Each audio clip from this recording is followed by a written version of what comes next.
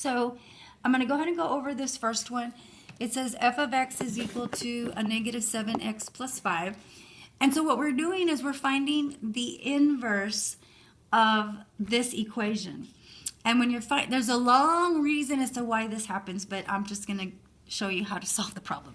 Okay, so what we do is, first of all, we change f of x into y is equal to a negative 7x plus 5. So because we all know that f of x is the same thing as just y is equal to. So here's the process.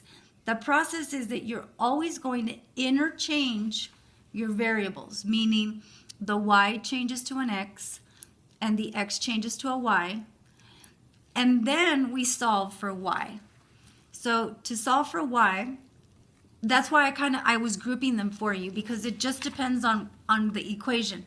In this particular case, to solve for the y, we move the 5, we move the 5. So I'm going to have x minus 5 is equal to a negative 7y. And then to solve for the y, you divide by negative 7.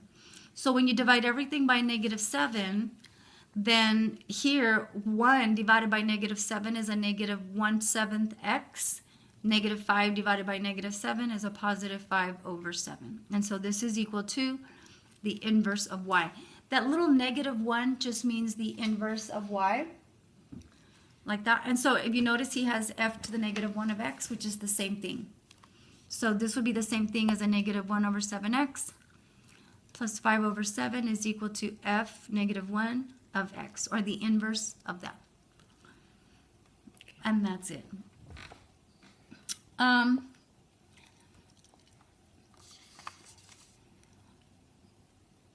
I noticed one on this page that I kind of want to do, because it's kind of sort of, do you want me to go ahead and, I don't know how I should group them, like 3 and 7 and 9, maybe I should put like this one, and this one are all going to be like this one.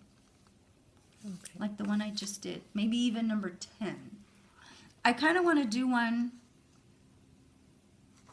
a little harder. Like, well, let's do number 5 from this page. So number 5 says g of n is equal to 4 over 5 n minus 12 over 5. So y is equal to 4 over 5n minus 12 over 5. Okay, so what I have to do here is I have to interchange my variables. So I don't like the n, and I noticed that in some of these he changed them. Like, I don't like the n. I'm going to put it as an x. So like that. So then x is equal to 4 over 5 y minus 12 over 5. Okay, now my goal is to solve for the y. So I have to get rid of this 12 over 5. So I'm going to add 12 over 5 here, and I'm going to add 12 over 5 here. These are going to cancel. So I'm going to have x plus 12 over 5. Let me see if 12 over 5 is a perfect, it's 2.4, so I'm going to change it. So it's going to be x plus 2.4 is equal to 4 over 5y. So now what I'm going to do is I'm still trying to solve for the y, so I have to get rid of the 5. So I'm going to multiply by 5, multiply by 5. These are going to cancel. So I'm going to end up with, I'm going to check to see how his answer is written, fractions.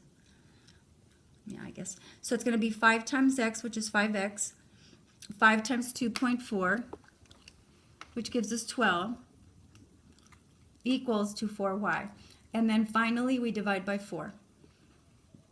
So I have 5 over 4x plus 3 equals to the inverse of y.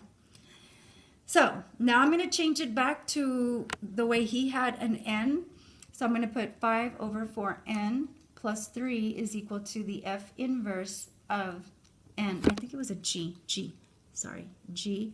inverse of n. And that's what he got.